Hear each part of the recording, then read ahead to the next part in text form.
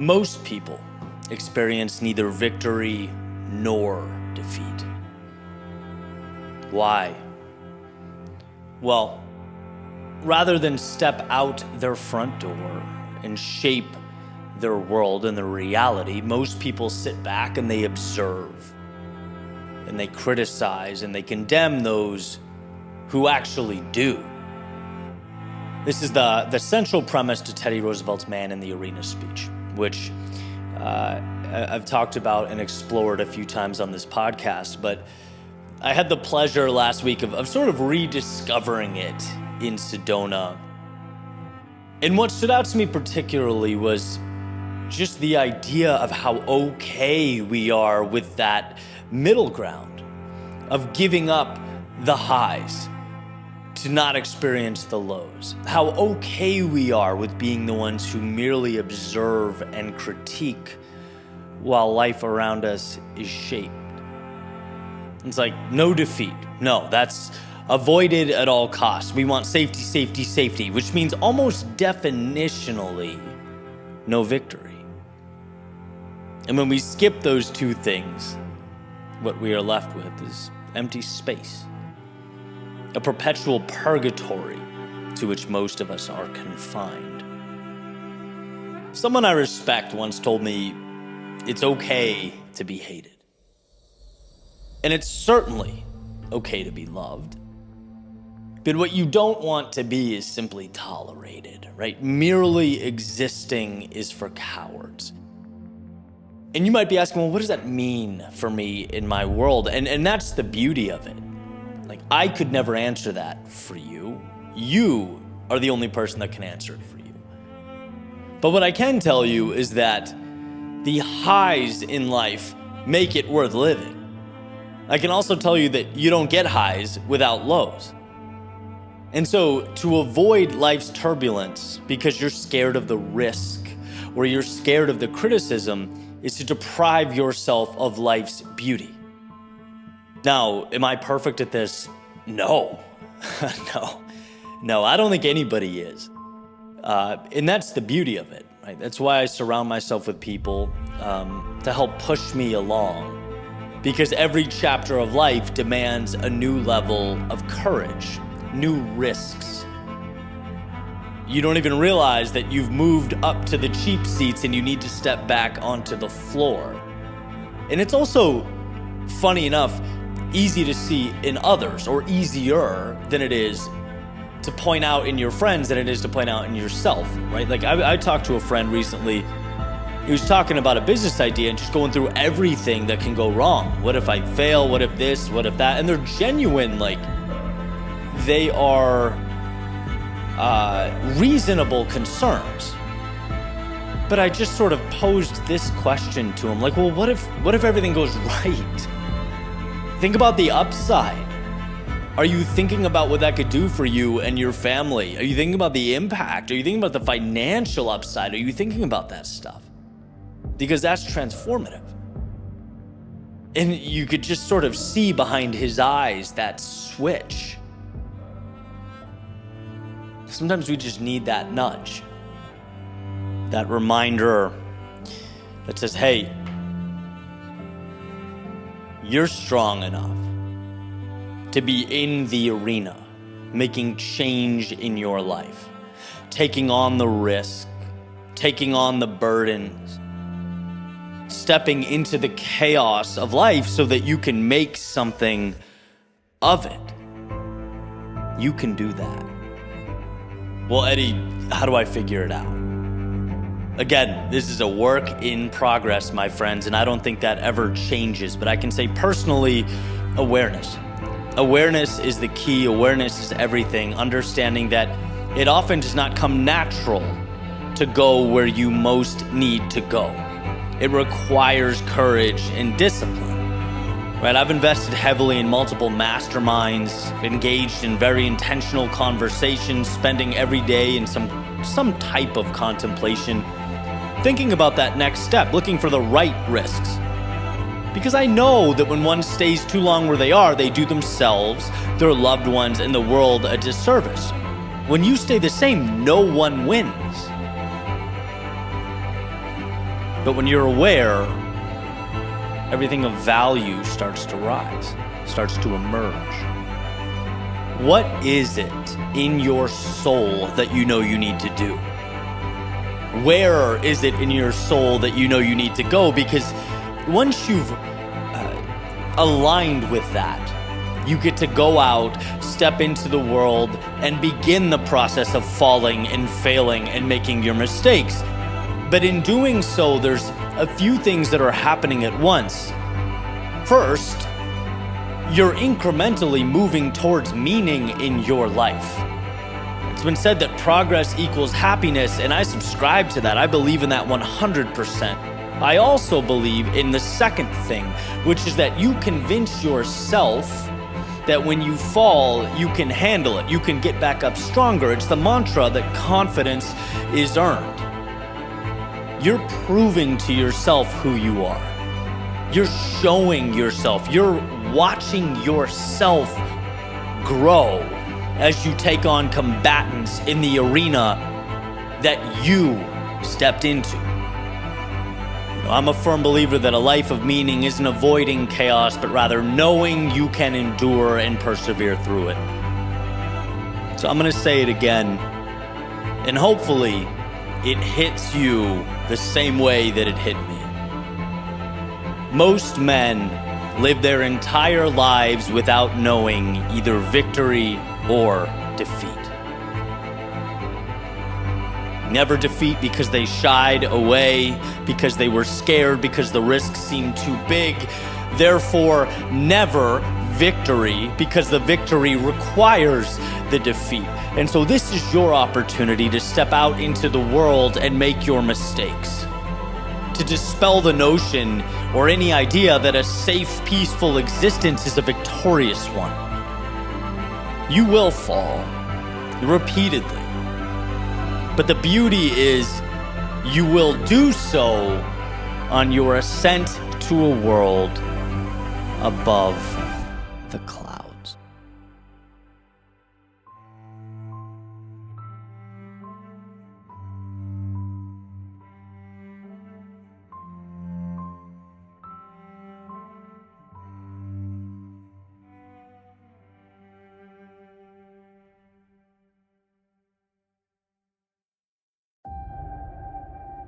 When the ground beneath us shakes, we crave stability. When the heavens open up and rain pours down and we run for shelter. When life presents us with vagueness, with flashes of possibility, we long for mastery. It's more instinct than anything else. But could it be that that instinct that we run to like moths to a flame is leading us astray, that it doesn't have our best interests at heart? Could it be that we're so worried about protecting and maintaining an acceptable image for the world that we forget to build something internally that's worth protecting? What if that shaking is what brings down the foundations that held us back? What if that rain washes away the limits of yesterday as we evolve into something more? And what if those flashes of possibility require of us not mastery, no, not yet, but a willingness to be the fool? And what if that willingness isn't an unfortunate dead end, but a beginning? In one of his lectures at the University of Toronto, Jordan Peterson said, if you are not willing to be a fool, you can't be a master. In the cycle that is self-discovery, that is growth, we have to at some point step into an arena that's foreign to us, that we don't yet understand. We have to be willing to operate with inadequate resources, trusting that, they'll be picked up along the way. And that's a lot to take in. It's painful to know that others are going to have knowledge and skills and competencies that you won't. That you'll willingly inject yourself into the bottom of some hierarchy with nothing more than aspirations. But that willingness is your vehicle. And what's clear is that everyone wants the moon, but very few people have the courage to start constructing that spaceship. Very few have the courage to be the student. That's why our inclination is to quit when we can't snap our fingers and magically be on our way, when we can't leap past that wandering around the unknowns.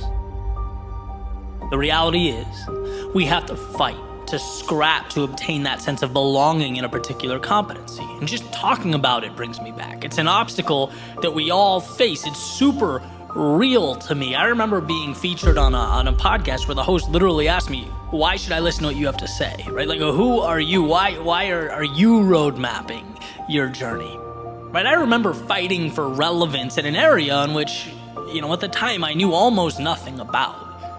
And I love how Peterson articulates this battle. He says, at some point, you'll want to make a change and you'll feel like an imposter. And guess what? You are. But you have to be. You'll ultimately feel worse if you don't do it. That's imposter syndrome. Feeling like a stranger in your own body. And guess what? It's not wrong. It's just a beginning. I like explaining it like jumping into a cold pool. It feels uncomfortable at first. It feels out of place, but then things normalize. They become comfortable. And what's the other option? To fear that minute of discomfort and never jump in? It's what we need to tell ourselves when we want something, but the climb seems too steep, right? That climb is manageable. You'll acclimate. The adversary's pushing beyond that fear of starting anew, taking your limited understanding, bringing it to the base of that mountain, a new Goliath, and looking up with confidence. And the question is, can you be foolish enough to do that? And once you've made that ceiling your next floor, will you be foolish enough to do it again and again and again? And breaking through that fear, knowing that stumbling around for a period of time doesn't kill you, it's required. It's the inability to show weakness or appear vulnerable. That's what chips away at you for a lifetime. If you want more, immerse yourself in that cycle of mastery. Start at the bottom and ascend. And when you approach the top, separate yourself and find another ceiling to chase. Replant a seed. Play the role of the fool again. This is the formula for growth, for prosperity, for fulfillment. This is the pathway to anything of substance. You take your L's, you embrace your critics, you swallow your pride, and move towards a tomorrow that far exceeds today. As your reality changes, your perception changes, the company you keep changes, you'll start to see that what's around you is made by people who are willing to fail and fail often. Our world is one devised by those who could put pride on hold. By those who were humble enough to crawl through the unknown long before they ran anything. Who knew that before they played for any title or championship, they must first play the fool.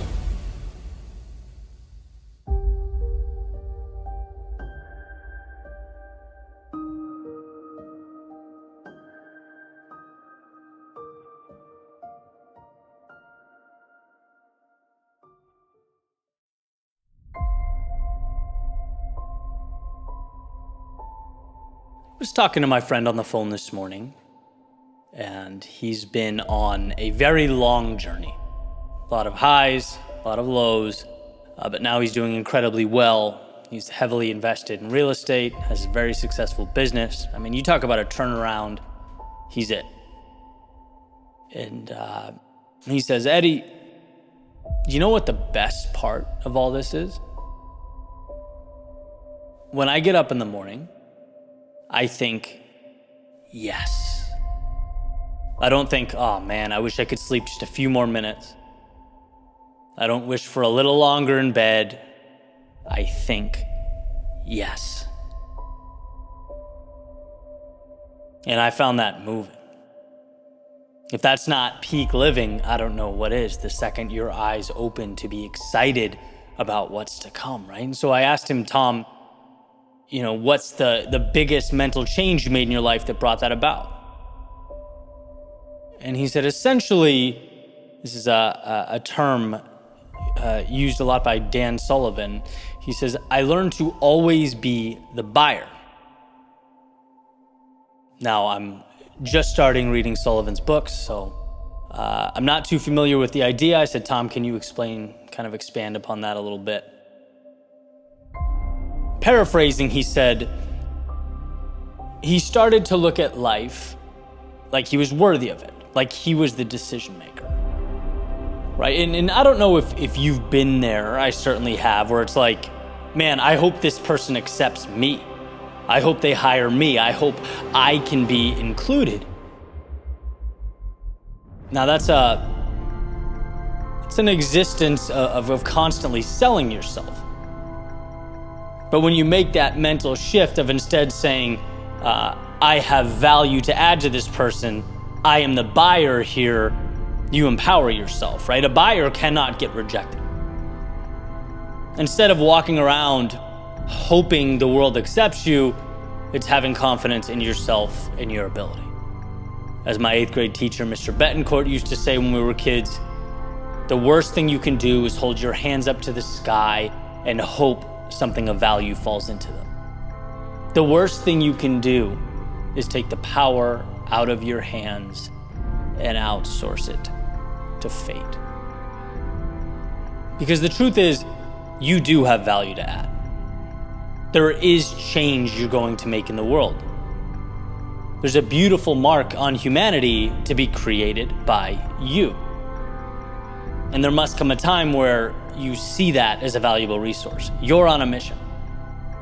And it's not about other people saying yes or no to you. It's, do you want to allow these people to come along with you on your mission? Not selling yourself, but buying the pieces that will comprise your greatness. Subtle shift, but also a powerful one. And the reality is, people respect it, right? That's the crazy thing. When you find the courage to dig deep and unlock that confidence in yourself, you get more of it from others. And this is from experience, right? I've never been the loudest guy in the room, not an attention seeker. It's easier for me to listen, right? But I find that when you live with conviction, the world around you conforms. Respect finds you. People will never believe in someone who doesn't believe in him or herself. And this is kind of an interesting note. A good friend of mine has helped do some booking on podcasts and events, right? And part of that's trying to get speakers and personalities to participate. You have to explain to them the value.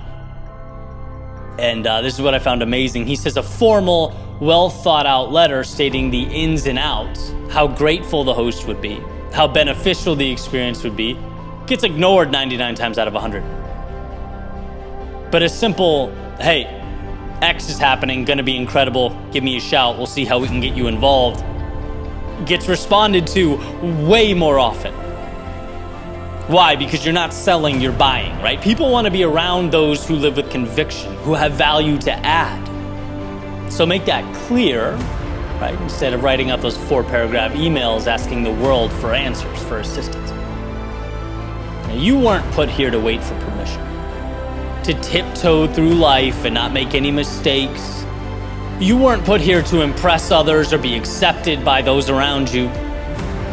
You're here to live life on your terms, to make magic, to enjoy the passing moments with the ones you love, spent how you choose to spend them. Never forget how much you mean and how valuable you are. Never forget that you have every right to wake up and say yes. I get out of bed today. I get to chase my dream and bring along with me the people and things that are worthy of the pursuit. That's not arrogance. That's confidence. That's not existing. That's living. In a world of conformity, of please take what I have to offer, in a world of concession, in a world of I don't want to but okay, you have to get to the yes. You have to become the buyer, not only in each specific exchange, but the buyer of a destiny that belongs to you.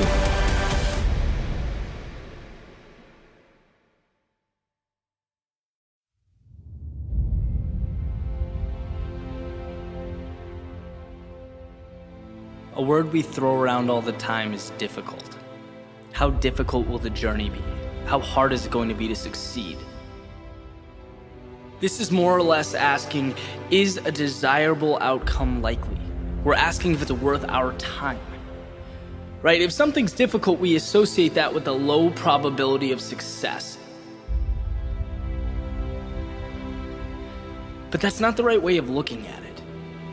If you want something enough, difficult becomes your best friend. It's your greatest asset. And this is one, because of the growth that comes with it, but two, because very few people are willing to chase it down. The reality is, most people are average. And that's just looking at the definition of the word, right? If everyone was great, greatness wouldn't mean anything. There's something special about it. It's unique. It sets people apart. We generally live amongst people, places, and expectations that make up everything we know. That's our normal, that's our box. But what's particularly interesting is that the people we celebrate, the accomplishments we admire, they go far beyond this sort of confined view of the world. So where is the line?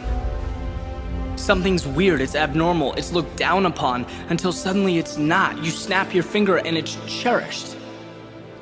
That guitar player practicing 15 hours a day, it's lame. They don't have a real job, they're not contributing anything to society, and then he or she puts out an album that revolutionizes music, and they're a hero.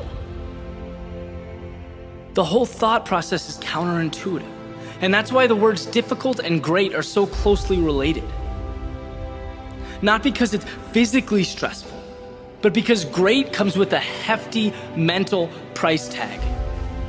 Difficult means you are consistently doing what the average, normal, and unspectacular deem to be too great a sacrifice. They're not asking if it can be done. They're not asking if it's possible. What they are really asking, what they want to know, is if they have to break through everyday normality to achieve a result. Do we have to make ourselves uncomfortable? Do we have to give more than we normally would? Do we have to be better than we were yesterday? If that answer is yes, the vast majority say thank you, but no thank you. And that's where defining opportunities open up. Great means you have the desire to set yourself apart. Difficult means you have the dedication and the drive to do the little things no one else wanted to do. There is nothing miraculous about greatness. It is not divine. It is not incredible. It's simply seeing the word difficult as a staircase instead of a brick wall. It means you get the opportunity to both give more of yourself and get more from the world. It is your secret door, your passageway. If the incremental progress, the growth, and the sacrifice are worth the prize, easy, difficult, and everything in between fades away. The only thing worth a second of your time is making sure that every step you take points you in the direction of where you want to be most.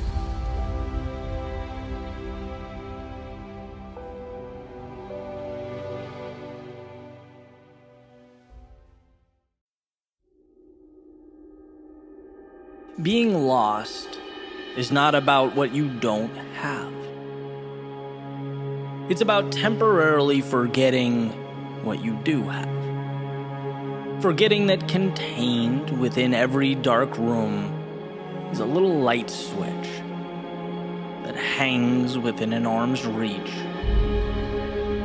And see, the reason this is so powerful, the reason it's been so important to me, is because every time I'm in a lull or navigating a low point like we all do, I remember something that acts as that hand to pull me back up.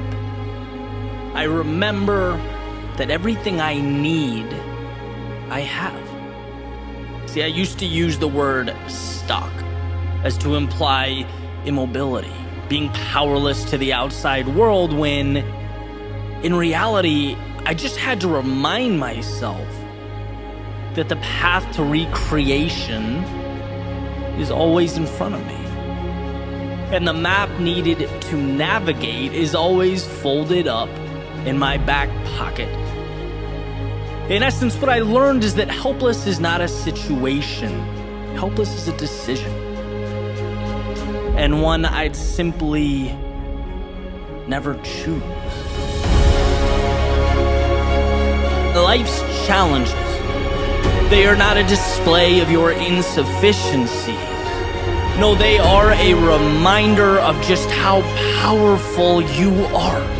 If you never let yourself fall, hit a low, or lose your way, you'd never get to see the miracle that is your resiliency. You'd never get to look in the mirror and see the reflection that is the conqueror of worlds and the slayer of dragons. You'd never get to climb the mountain from which you'd ultimately look down and see a world of your making.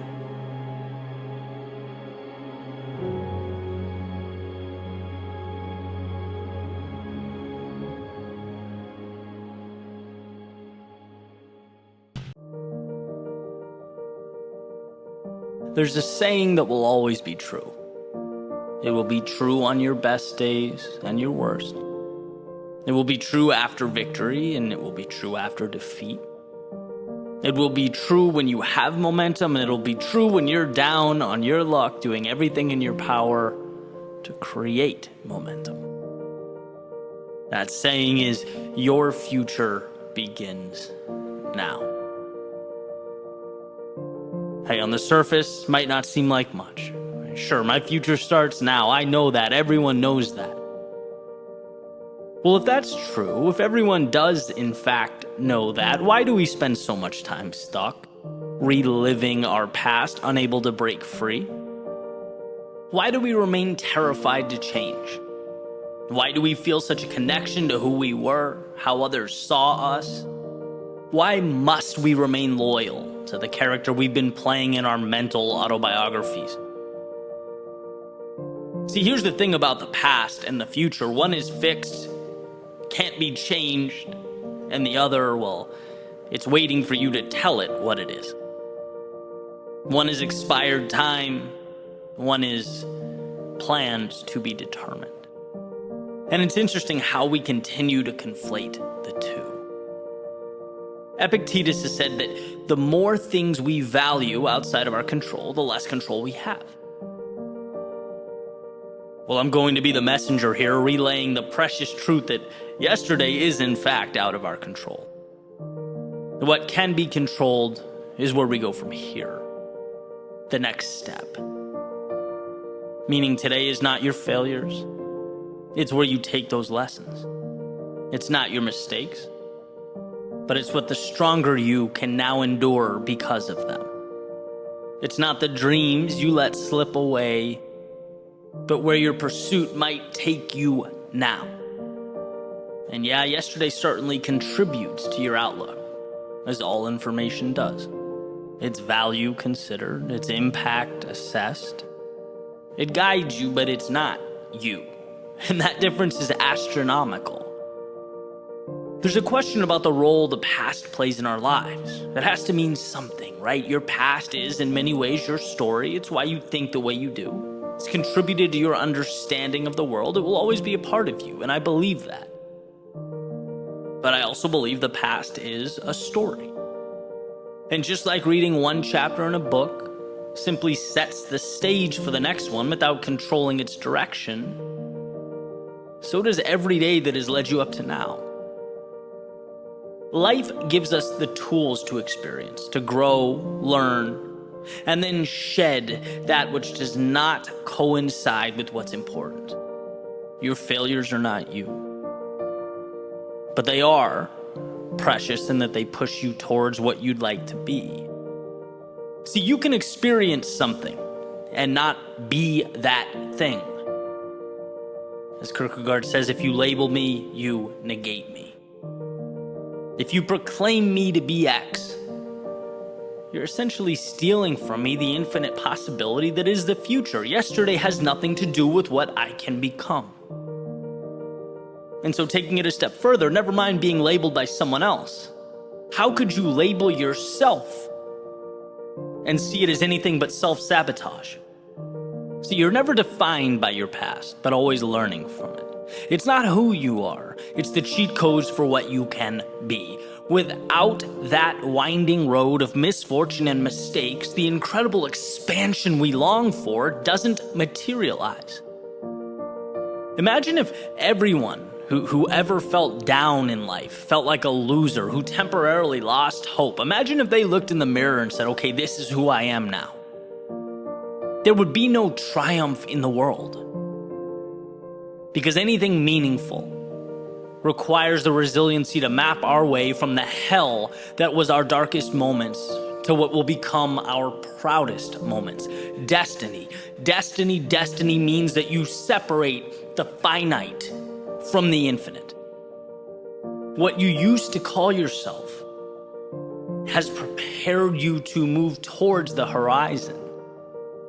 But what you used to call yourself is also as irrelevant now as those seconds that you watch tick away. Seconds that maybe you're not proud of. Seconds that perhaps taught you about the world. Seconds that gave you a glimpse of what's possible, unveiled the happiest of times, all of it. In its own unique way, it brought value, but none of it is your future.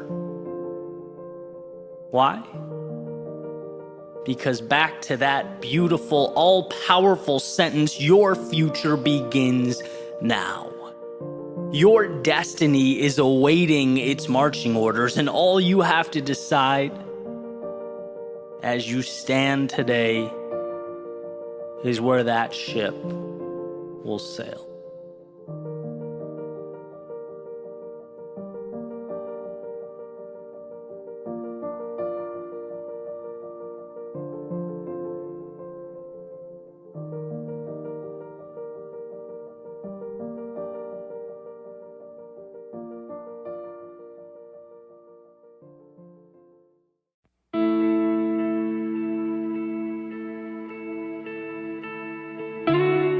Your obligation is a simple one.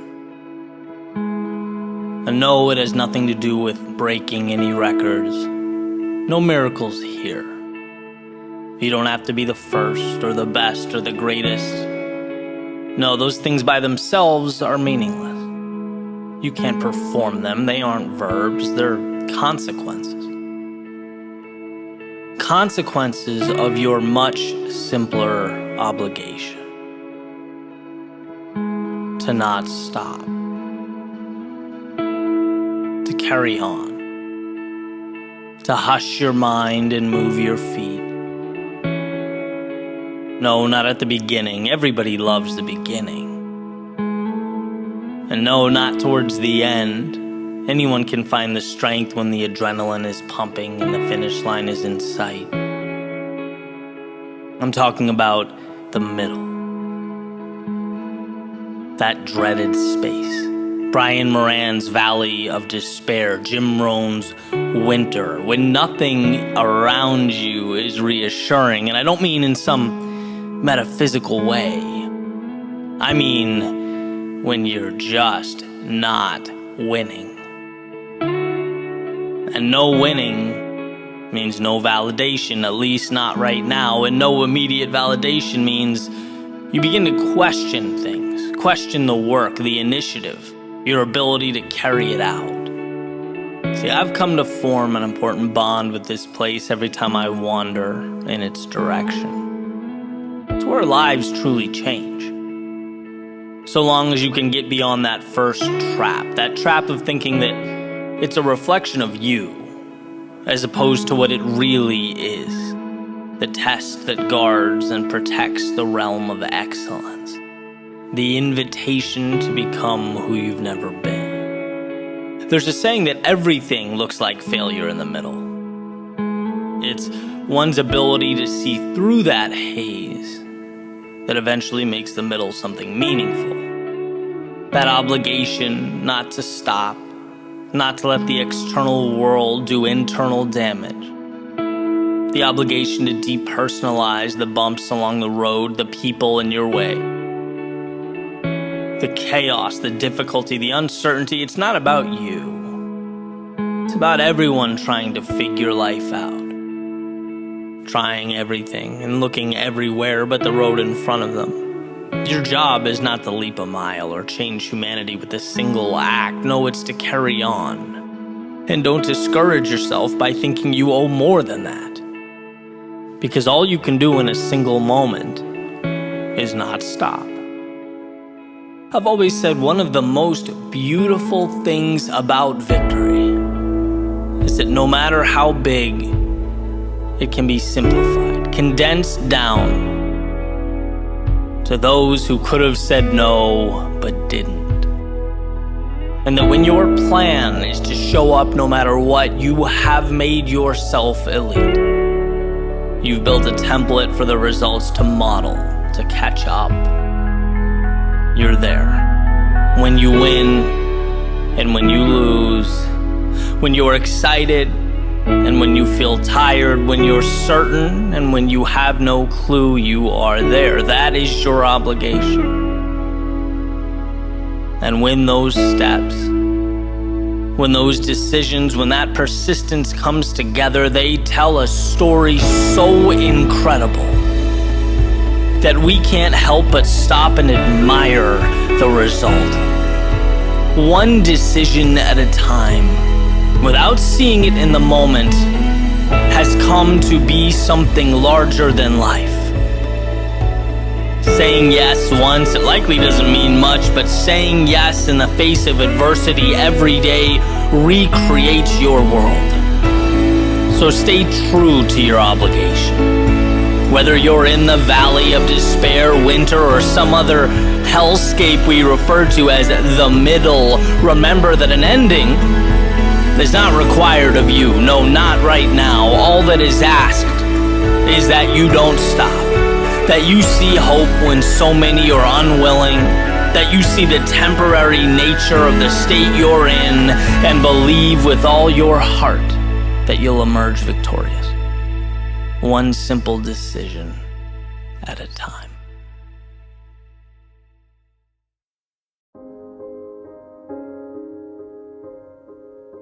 Remember the little things.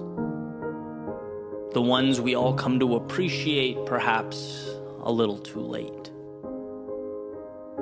That feeling of comfort our little eyes first understood to be home.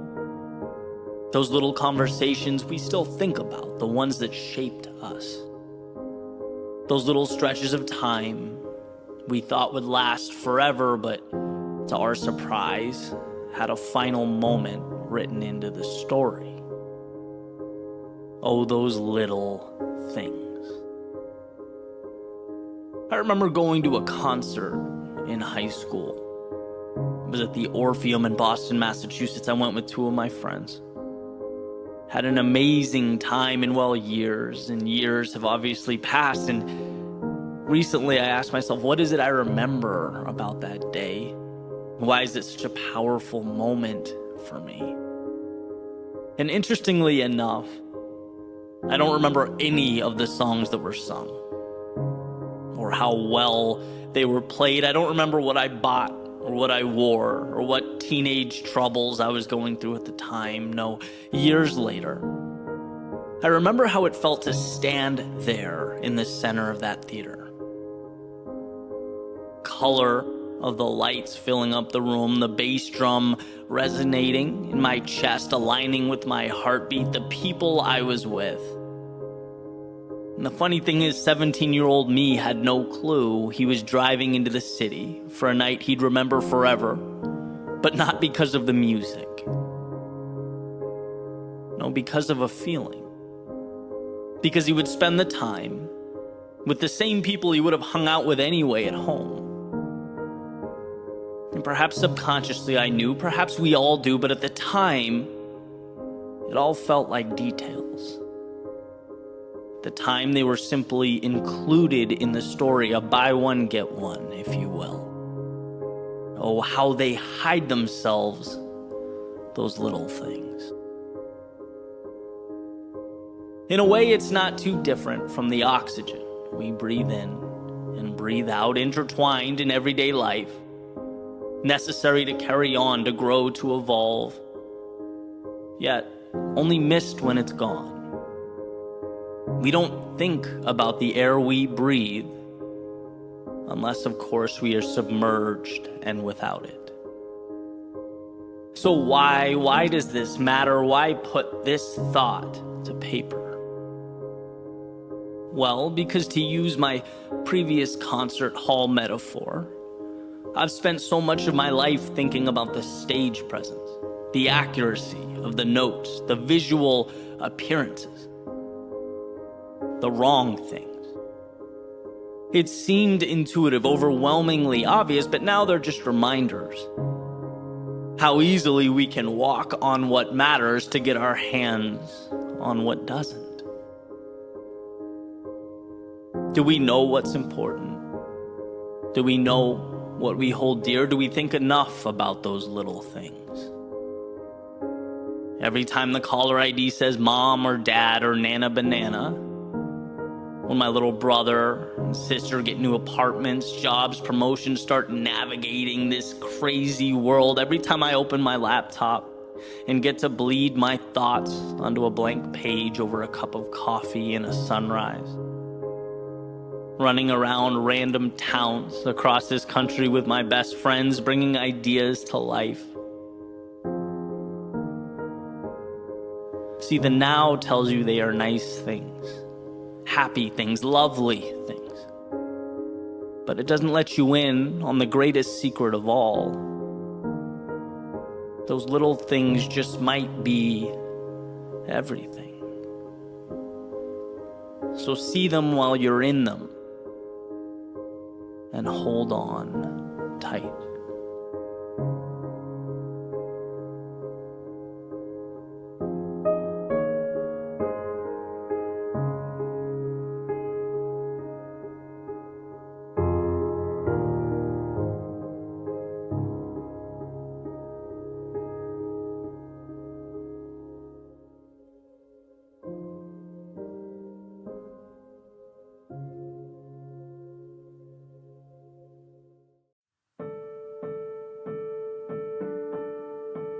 I walked up to the canyon's edge and I looked down.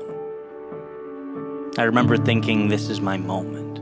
I took a breath, I stepped back, and I screamed.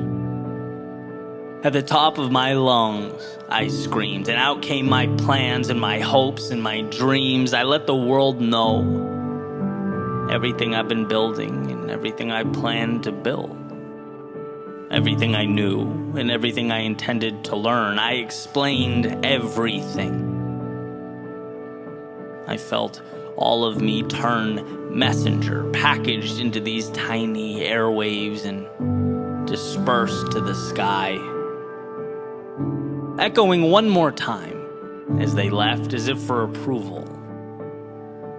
And then nothing. No problem. I thought I'll just wait. But the second hand kept ticking and still nothing. No answers and no approvals and no guarantees. What was left to do but stand up and scream again? And I did, and all I got was my own voice pushing through the canyon. Did I say the right thing? Did I make the right plan? Can you be right and alone at the same time? I don't know. I'll wait. Because surely someone cares. Someone has to care. Don't people care?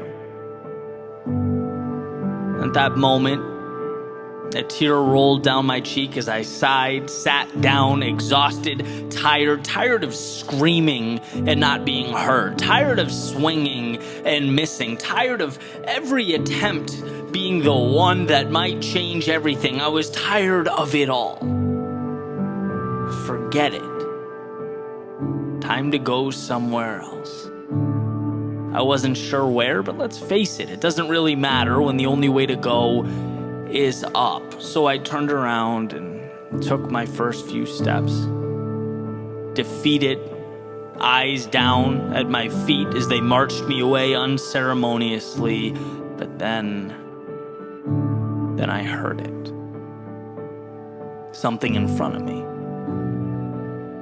And I immediately lifted my gaze from my shoes and stopped dead in my tracks. I couldn't believe what I saw. A sea of people standing there.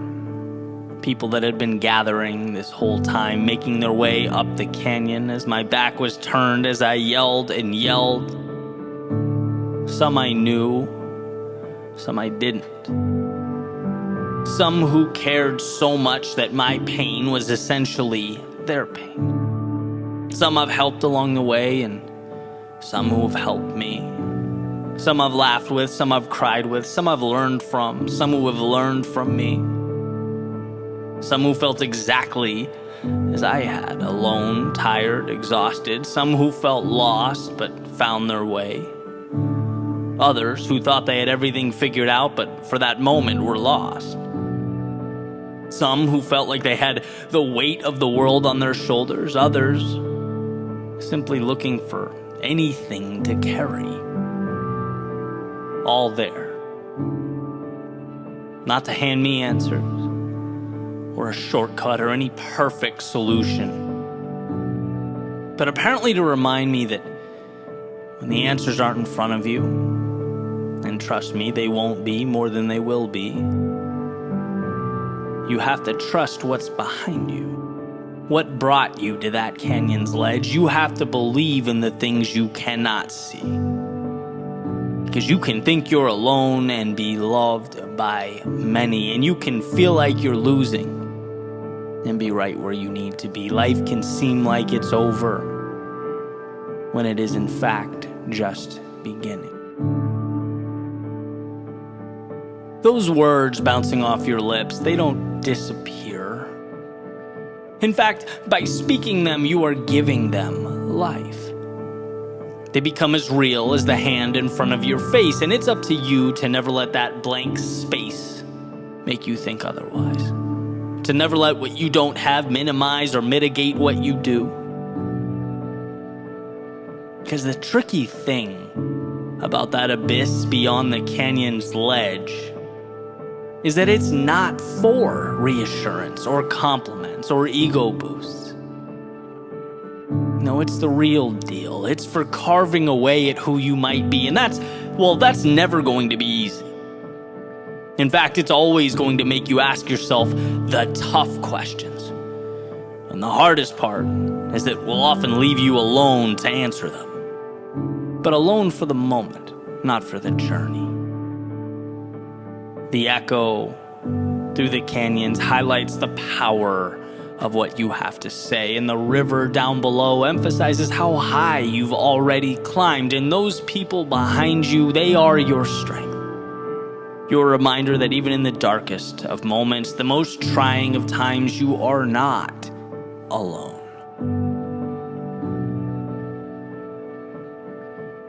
Let those dreams leave your lips and fly off into that abyss. Because as hard as it may be to understand in the moment, they are in fact making their way back to you.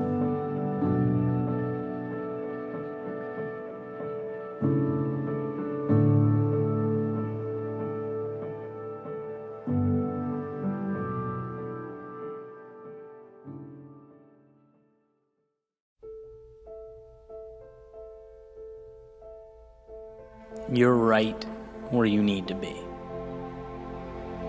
Sure, you have your doubts. Perhaps you feel tired alone, fearful. Maybe you're trying to make sense of a world that feels too complex, where all you see and hear are reasons to turn back, to find shelter, to run. Don't. Regardless of how hard it seems, don't. You are right where you need to be. Turning thoughts to things, making life from dreams. What makes change so interesting, so powerful yet deceptive, is that it comes to us in small doses.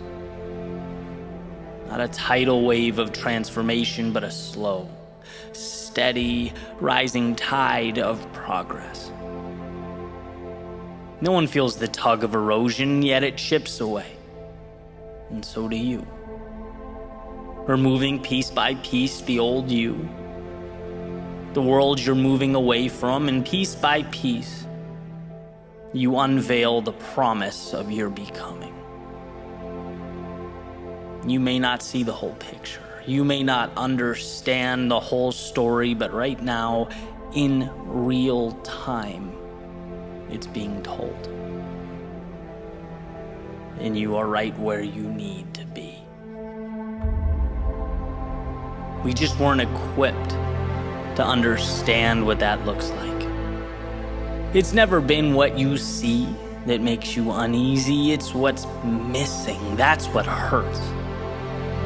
The solutions you wanted, the changes you expected, the finish lines you envisioned. It's the wondering, how long must I wait? Did I make a wrong turn? Is the joke on me?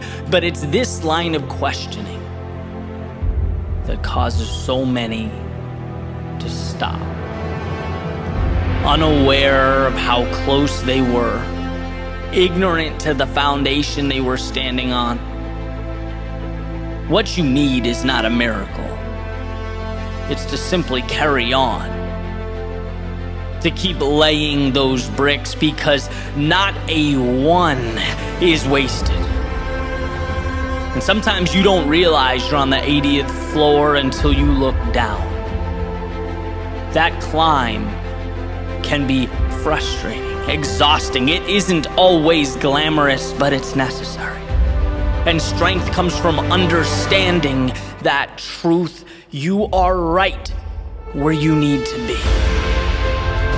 The world, it can't take what you refuse to give it, and self-belief is non-negotiable. It's off the table, your most prized possession. So hold it tight, because it'll be needed when the journey feels long and the road impossible.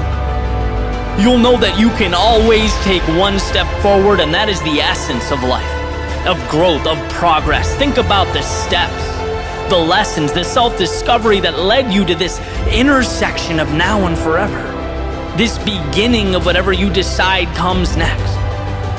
You are right where you need to be, because you are armed with the decisions that brought you to today and the courage to let them carry you into tomorrow. You could be anywhere, but you're here. And as you strap up and settle in, you'll see that right here is everything you need.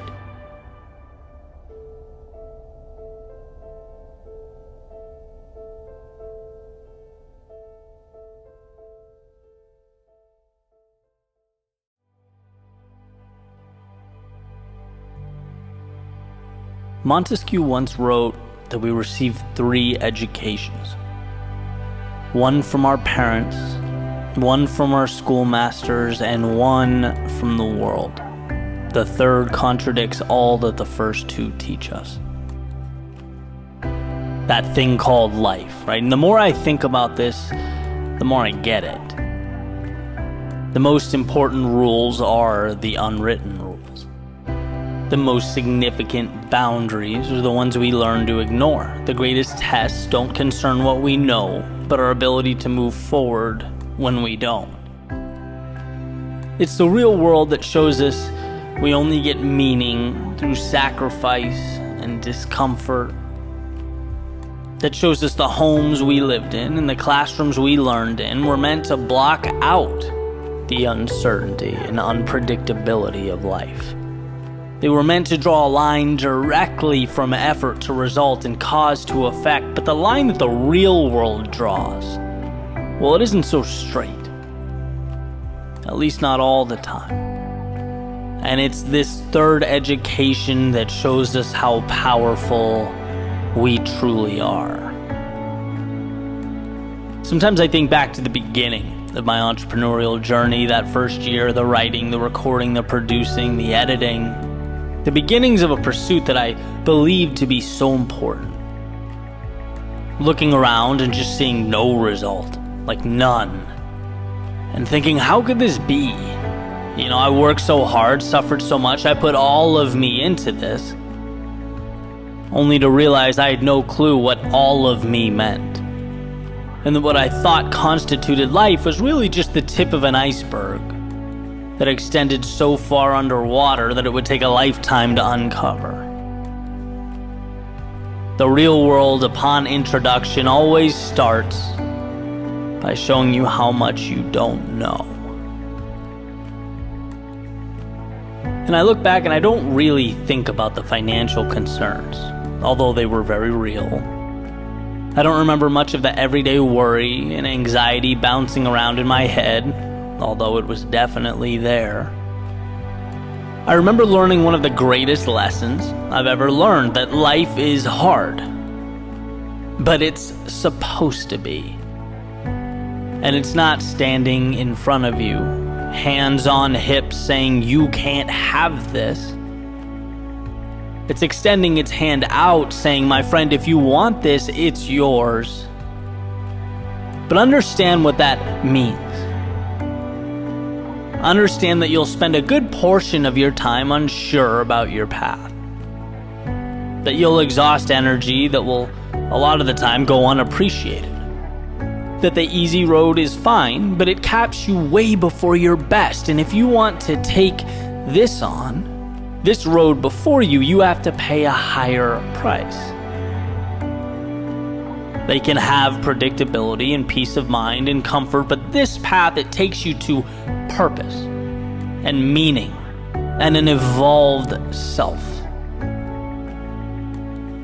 And you may think you understand what it means to be proud now, but wait until you touch these things. Wait until you look at your reflection, knowing that the person staring back at you could have said no time and time again, but didn't. Just wait, my friend, until you feel what that is like. Your parents and grandparents can't tell you, no book can explain it for you. It's the curriculum of life. The real world education, where the tuition is temporary discomfort and graduation isn't one, but a million little evolutions. It is the stage that's calling your name, the one you're ready for, whether you know it or not.